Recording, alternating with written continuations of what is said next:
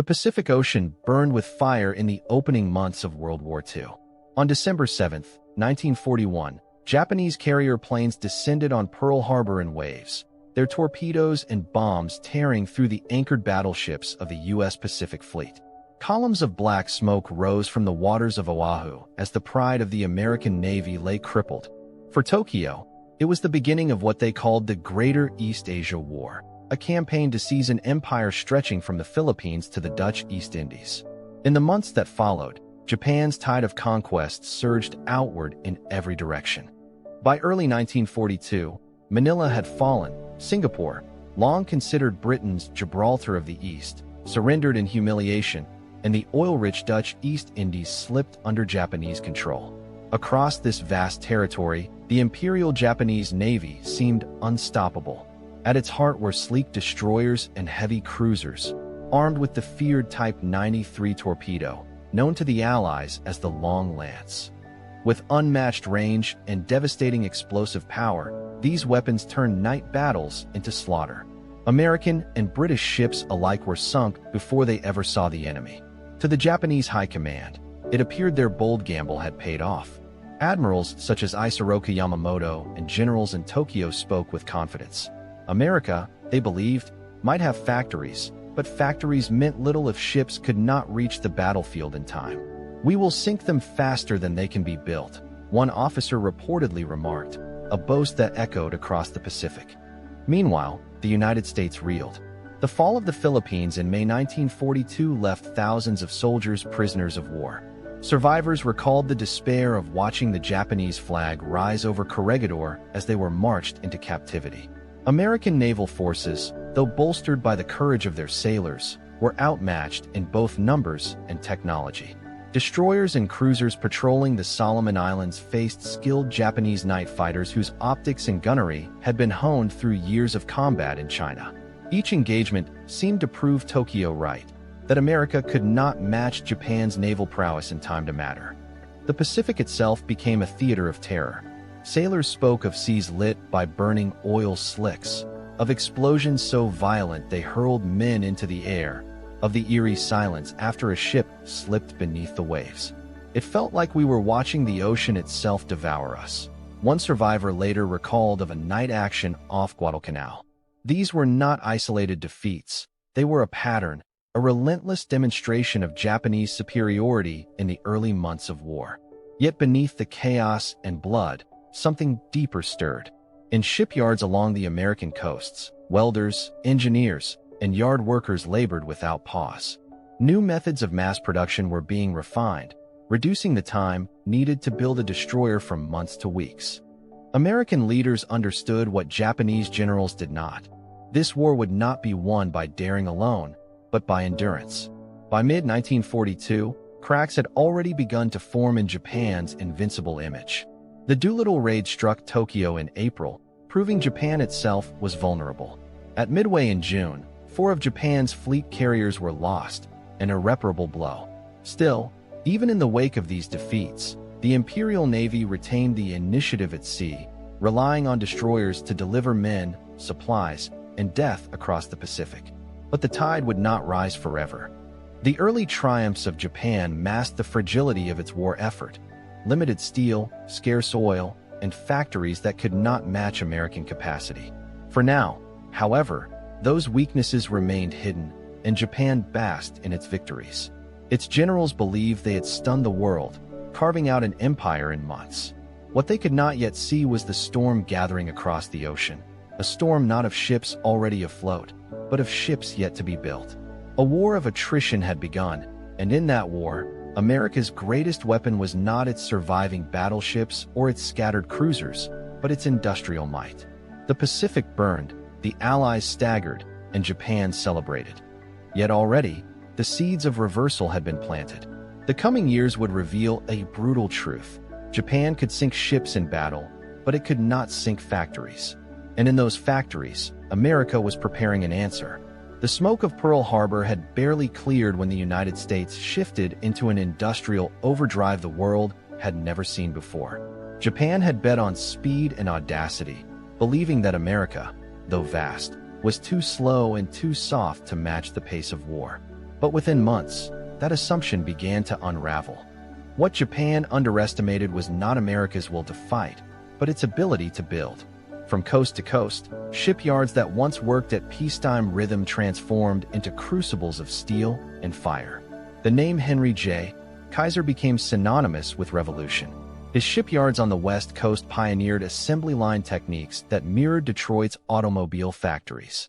Where once a single cargo ship might take nearly a year to construct, Kaiser's workers slashed the timeline to mere weeks. In one celebrated case, a Liberty ship was assembled in less than 5 days, an achievement meant as much for morale as for logistics, but proof nonetheless of what American industry could do when pushed to its limits. The scale was staggering. By 1943, American shipyards launched a destroyer escort every 2 weeks and churned out Liberty and Victory ships by the hundreds. Destroyers that once consumed over 12 months of labor now slid down the ways in just 60 to 70 days. These lean, fast vessels would become the shield and spear of the convoys carrying war to every corner of the globe. The home front labored as if the war itself was fought in the sparks of welding torches. Diaries and letters from workers captured the urgency. "We work through the night," one Oregon shipfitter wrote in 1942, "because every day counts. Every ship we launch may keep a boy alive somewhere in the Pacific." Shipyards ran 3 shifts around the clock, with women and men, many new to industrial labor, driven by the knowledge that steel keels meant survival. Liberty ships, though crude and hastily built, carried the arsenal of democracy across the oceans: tanks, ammunition, fuel, and food. They became the lifeline of Allied strategy. Alongside them, destroyers and destroyer escorts surged from the slips, each one bristling with anti-aircraft guns, sonar, and depth charges. These were not merely ships. They were insurance policies against the U-boat wolf packs and the prowling submarines of the Imperial Japanese Navy. Japan, meanwhile, struggled to match pace. Its yards in Kure and Yokosuka worked at capacity, but shortages of steel, fuel, and skilled labor hampered every project. Where America poured forth hundreds of vessels, Japan eked out a fraction. The very geography that had once made Japan confident now betrayed it. An island empire without the raw resources to sustain a prolonged industrial war. By 1942, the numbers told the story. America launched more tonnage in a single year than Japan could manage in several. The U.S. Navy added hundreds of new destroyers, cruisers, and carriers, while Japan's ship count crawled forward. To Japanese generals and admirals, the implications were chilling. They had struck hard and fast, but the Americans were building faster than they could sink. The transformation was not just in numbers, but in mentality. Factories once producing refrigerators, automobiles, or farm equipment were now churning out radar sets, engines, and naval guns. Every rivet driven into the hull of a destroyer became a symbol of national defiance. President Franklin Roosevelt had promised that the United States would become the arsenal of democracy. In the thunder of hammers and the glow of molten steel, that promise became reality. For the men fighting in the Pacific, the results began to appear with stunning speed. New destroyers arrived in squadrons, their decks fresh with paint, their crews barely trained before they were hurled into battle. Sailors recalled the surreal moment of steaming past yards where ships were being launched in waves. It was like watching a forest grow overnight, one officer wrote. The Japanese command, once amused by America's supposed sluggishness, now received reports that chilled their optimism. Their submarines prowled the Pacific, but for every ship sunk, 2 more seemed to appear. The math was turning against them, and there was no way to reverse it. America's industrial awakening was more than production. It was momentum, unstoppable and overwhelming. By the time decisive battles loomed, the foundation had already been laid in steel and sweat. The Pacific War was no longer simply about tactics or daring raids. It was about endurance. And in that arena, the United States had already begun to dominate. The ships kept coming, and with them, a tide that would soon roll back across the Pacific. The waters around the Solomon Islands were among the most lethal battlegrounds of the Pacific War. From late 1942 through 1943, destroyers prowled the seas by night, locked in savage duels at ranges so close that sailors swore they could see the flashes of their enemies' guns. It was here, in these dark waters that the Imperial Japanese Navy and the rising tide of American destroyers clashed in what came to be known as the Battles of the Tokyo Express. The Japanese destroyer force, hardened by years of training and equipped with the deadly Type 93 Long Lance torpedo, ruled the night at first. With their superior optics and aggressive tactics, they ran resupply missions down the slot to Guadalcanal, bringing troops and munitions to the island under the cover of darkness. American Marines, clinging to Henderson Field, nicknamed these runs the Tokyo Express. For the Americans, intercepting them became a matter of survival. The early encounters were brutal. At the Naval Battle of Guadalcanal in November 1942, U.S. destroyers charged into the night, colliding head-on with Japanese cruisers and battleships. Searchlights stabbed across the black waters, revealing silhouettes just long enough for a broadside or a torpedo spread. One American officer later wrote that the ocean looked like it was boiling with fire. Ships collided, torpedoes ripped through steel, and gun crews fought until their decks were awash with seawater and blood. Japan's advantage was clear. The Long Lance torpedo could strike targets over 20 miles away with terrifying accuracy, far outclassing American torpedoes, which were plagued with defects. Japanese destroyers slipped in and out of the battles like predators, striking hard and vanishing into the night. In the early months, American losses were staggering. At Iron Bottom Sound, the name given to the waters around Guadalcanal, dozens of Allied ships went down, their wrecks still resting on the seabed today. And yet, the tide began to shift. The United States could replace ships faster than Japan could sink them. Every American destroyer lost at Guadalcanal was replaced within months.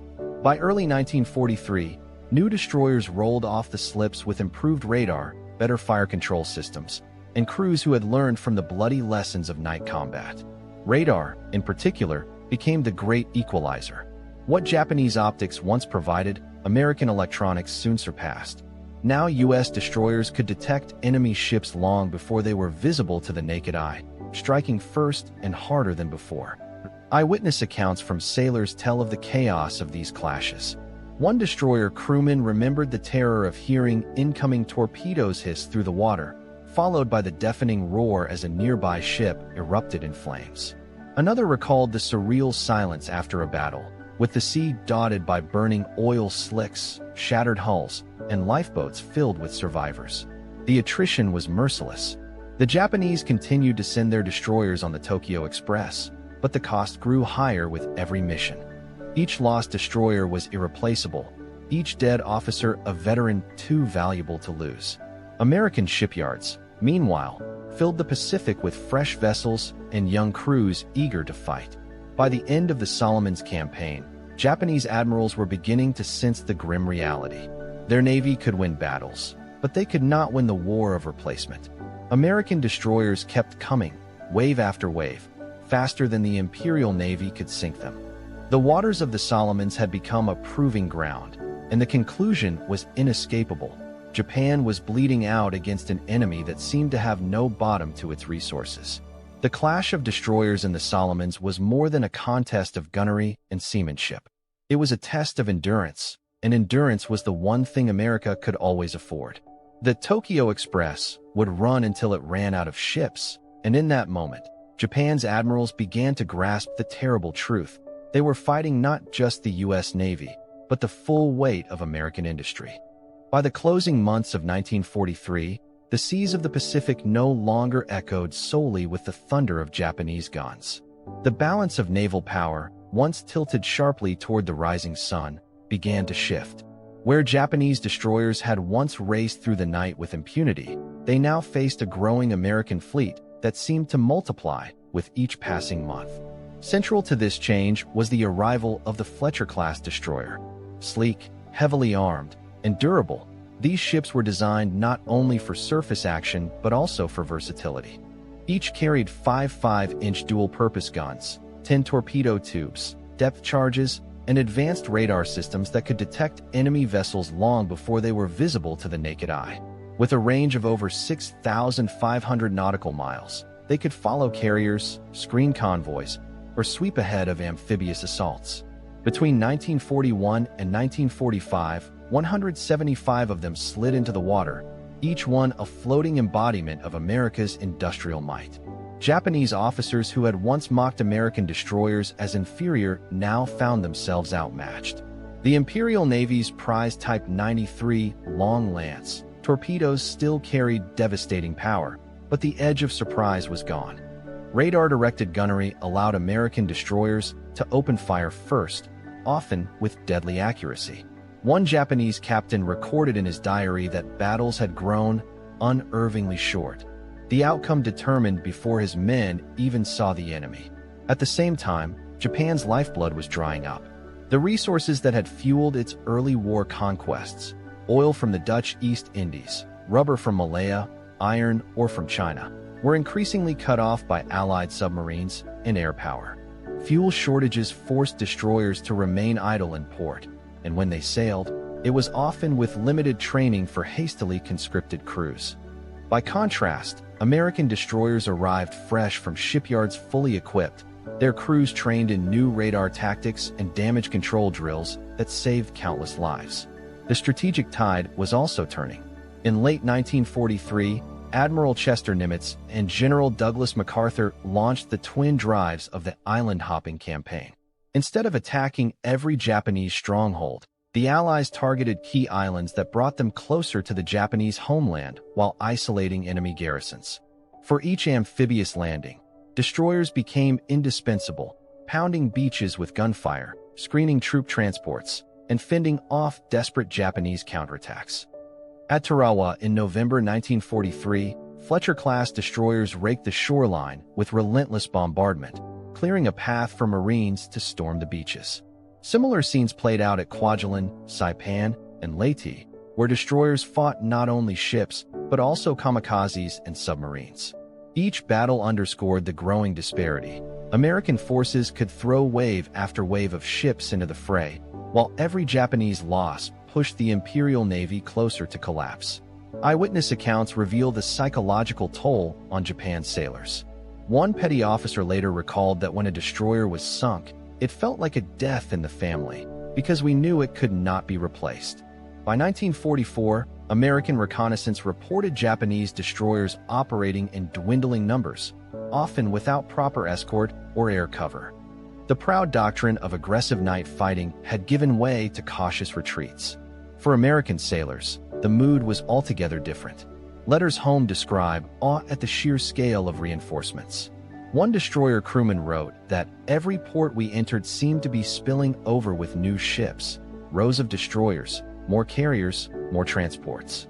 It gave us confidence that we could not lose. By combining strategy with production, the United States transformed the Pacific War. The Japanese had gambled that skill and daring could compensate for industrial weakness, but by 1943, that gamble had failed. Destroyer warfare, once a contest of tactics, had become a war of numbers, and in that war, Japan was doomed. The tide of the Pacific was turning. Each new Fletcher-class destroyer was not just a ship, but a signal. America's industry had awakened, and Japan's once proud fleet was now on borrowed time. By October 1944, the Pacific had become the stage for a reckoning unlike any the world had seen before. The Battle of Leyte Gulf, fought between October 23rd and 26th, was not only the largest naval battle in history, but also the most dramatic display of the industrial imbalance between Japan and the United States. The stakes could not have been higher. General Douglas MacArthur's long-promised return to the Philippines depended on the safe passage of hundreds of American transports carrying invasion forces. To shield this armada, vast screens of carriers, cruisers, and destroyers fanned out across the Philippine Sea. Arrayed against them, the Imperial Japanese Navy launched Operation Shogo, its last desperate gamble to cripple American sea power and cut off the invasion. The Japanese plan was bold, even audacious.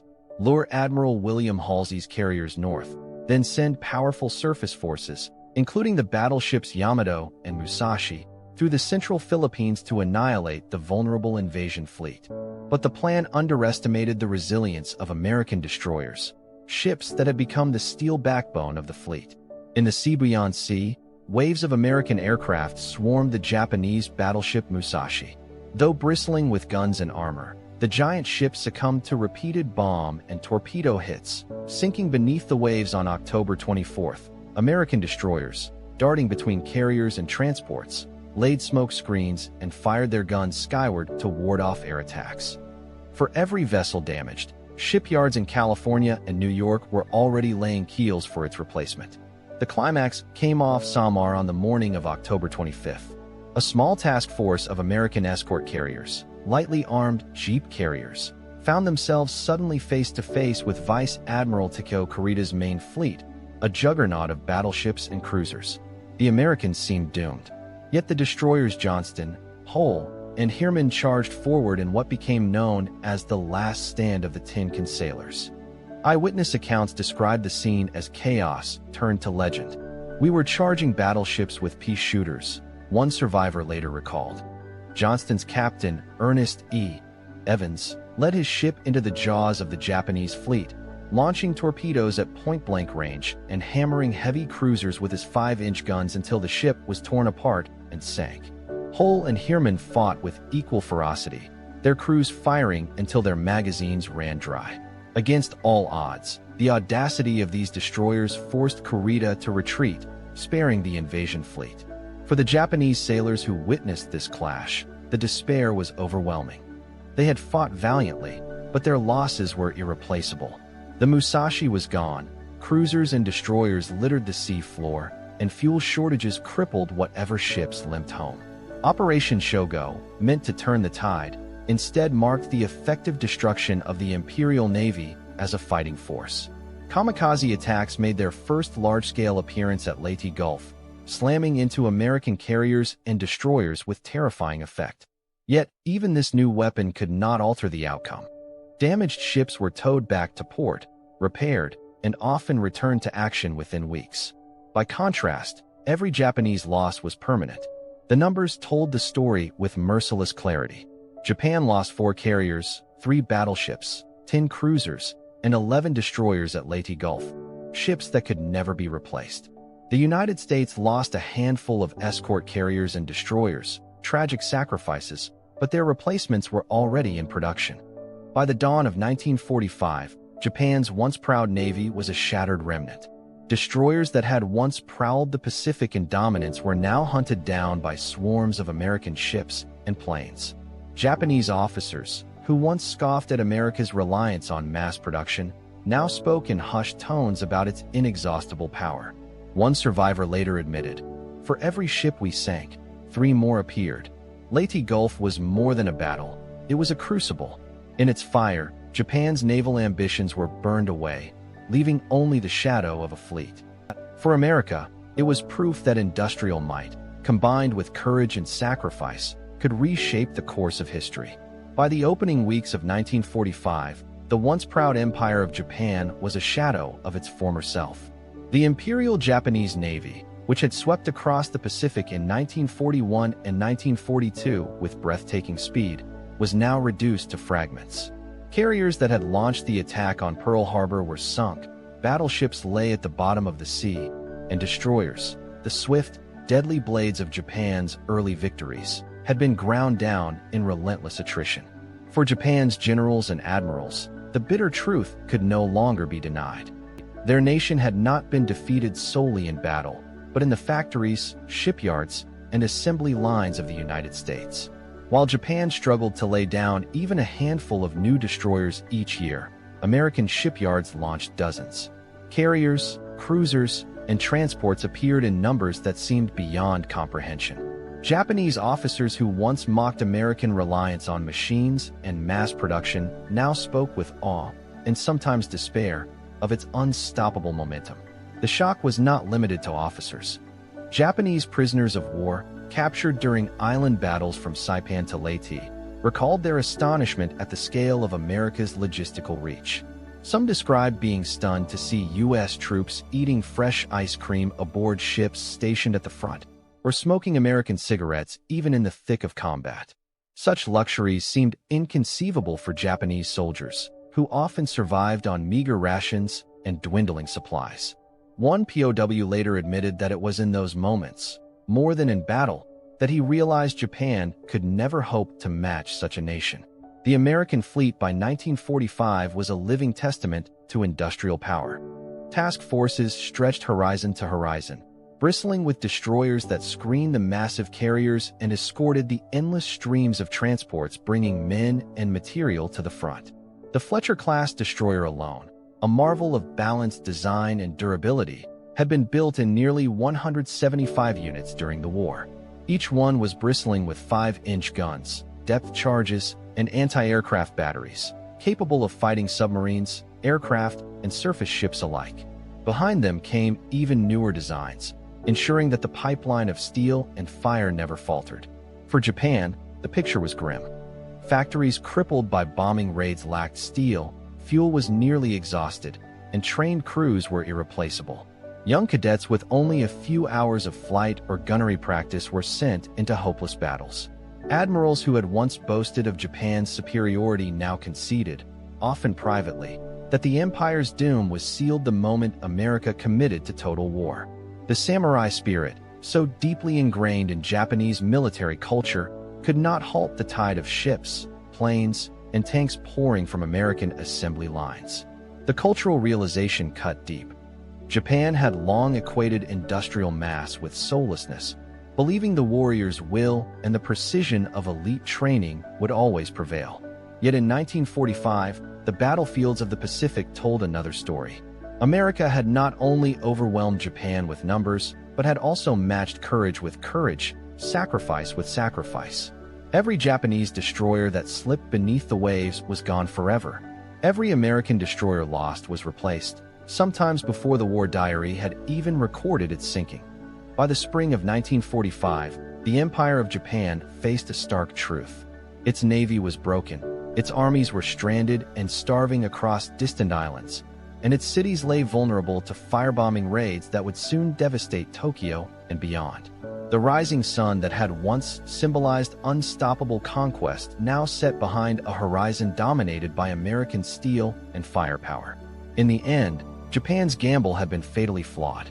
Audacity and daring had carried it far in 1941 and 1942, but by 1945, the war had been decided not by bold strikes, but by an arsenal of democracy that simply could not be outproduced or outlasted.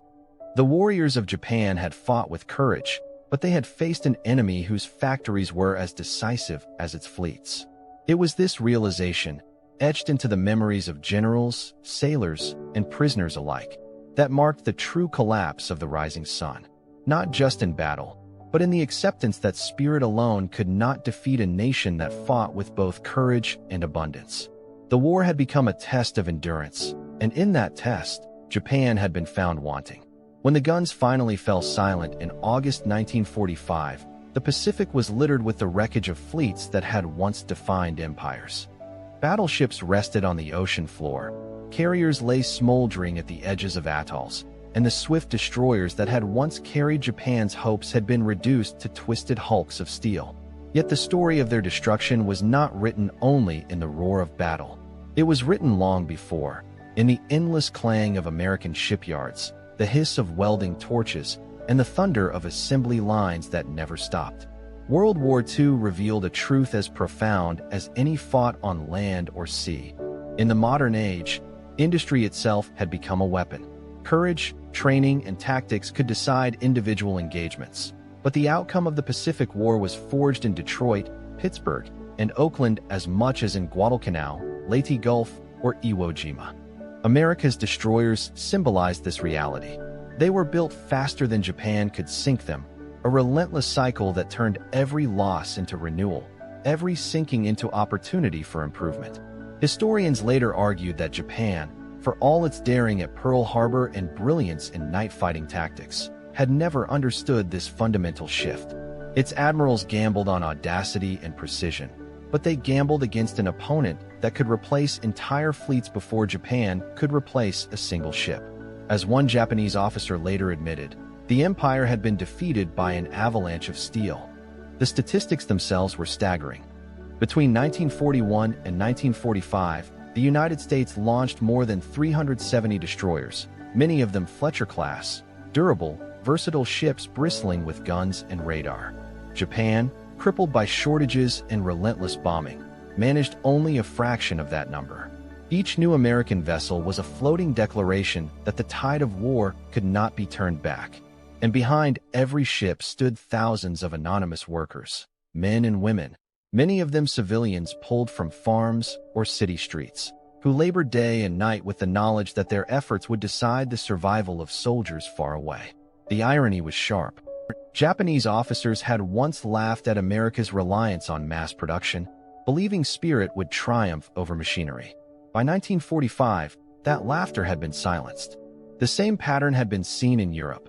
Luftwaffe aces who mocked the Mustang had watched it escort bombers to Berlin. Japanese captains who once scoffed at America's destroyers had watched them swarm the Pacific in overwhelming numbers. The war had delivered its verdict. Machines mattered, but only when fueled by the will to produce them in numbers no enemy could match. For the survivors of Japan's armed forces, the lesson was bitter. Many recalled their astonishment not just at American weapons, but at American abundance. POWs spoke of the surreal sight of U.S. sailors eating ice cream aboard warships or enjoying cigarettes at the front lines, luxuries unthinkable for Japanese troops. It was proof, they realized, of a nation whose factories could supply not only bullets and bombs, but also comforts that maintained morale. It was a reminder that war was no longer won by warriors alone, but by the entire weight of a nation mobilized. The Pacific War thus became a crucible of a new age of warfare. Logistics, production, and technology were elevated to the same level as courage, strategy, and sacrifice. The story of America's destroyers was not simply one of ships and steel. It was the story of an industrial machine so vast, so efficient, that it reshaped the very meaning of power in war. As the film of history closes, one image remains. Japanese generals standing amid ruins, their empire reduced to ash, realizing that they had been defeated not only by sailors and pilots, but by shipbuilders and welders, by engineers and laborers, by the relentless pulse of an industrial heartland that never stopped beating. The legacy of the Pacific is not only that Japan lost, but that the world learned a new truth, that in the age of total war, industry was as decisive as strategy, and production lines could be as lethal as torpedoes. America had built faster than Japan could sink, and in that reality lay the fate of the rising sun.